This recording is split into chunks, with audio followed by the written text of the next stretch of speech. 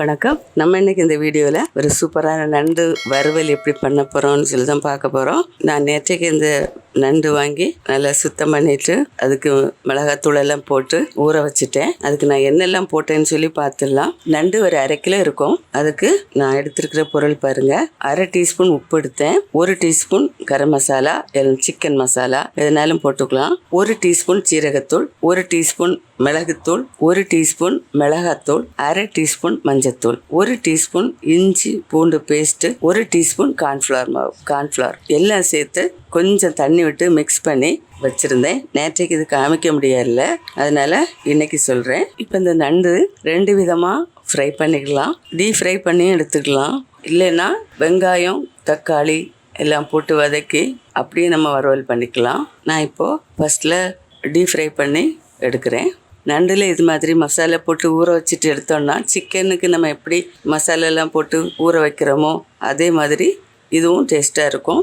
இது கூட பாதி எலுமிச்சம்பழத்தோட சாரும் இதில் சேர்த்துருக்கேன். இது கொஞ்சம் பெரிய பழமாக இருக்கிறதுனால இந்த அளவு பழத்தில் ஒரு பாதி பழம் எலுமிச்சம் சாறு சேர்த்துருக்கேன். சின்ன பழமாக இருந்தால் ஒரு பழத்தோட சாறு சேர்த்துக்கோங்க. வாங்க இனி ஃப்ரை பண்ண போயிடலாம். இப்போ இதில் கொஞ்சம் எண்ணெய் போட்டு வச்சுருக்கேன், காஞ்சிட்ருக்கு. நான் கொஞ்சம் ஃப்ரை பண்ணதுக்கு எடுத்து வச்சுருக்கேன்.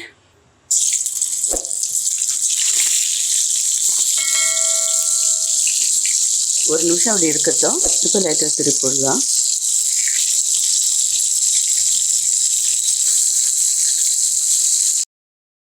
இந்த நண்டு பொரியும் போது அவ்வளோ ஒரு சூப்பரான வாசம் வருது.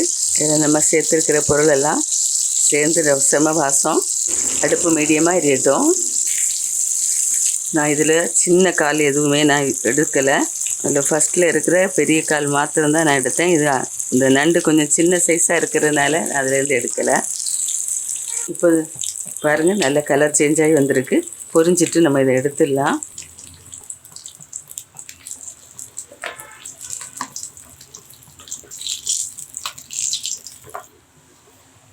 இன்னும் அடுத்த ஒரு செட்டு போட்டுடலாம்.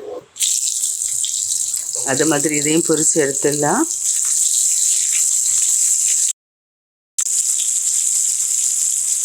இது ஃப்ரை ஆனது போதும், எடுத்துடலாம்.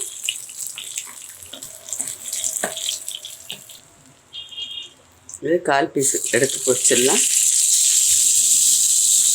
இந்த கொஞ்சமான எண்ணெயிலே பொரித்து எடுத்துடணும் அப்படின்னு சொல்லிட்டு நான் மறுபடியும் எக்ஸ்ட்ரா எண்ணெய் சேர்க்காம பொரித்து எடுக்கிறேன். இப்போ இதுவும் ஃப்ரை ஆயிடுச்சு, எடுத்துடலாம். இப்போ எல்லாம் ஃப்ரை பண்ணி எடுத்துட்டேன். இனி பாதி இருக்குது, அதை இன்னொரு மெத்தடில் ஃப்ரை பண்ணணும். இந்த ரெசிபி உங்களுக்கு பிடிச்சிருக்குன்னு நினைக்கிறேன். நீங்களும் இது மாதிரி ஒரு தடவை ட்ரை பண்ணி பாருங்கள். மறுபடியும் ஒரு நல்ல ரெசிபியோடு நான் உங்களை சந்திக்கிறேன். மறக்காமல் லைக் பண்ணுங்கள், கமெண்ட் பண்ணுங்கள், சப்ஸ்கிரைப் பண்ணுங்கள். நன்றி. God bless you.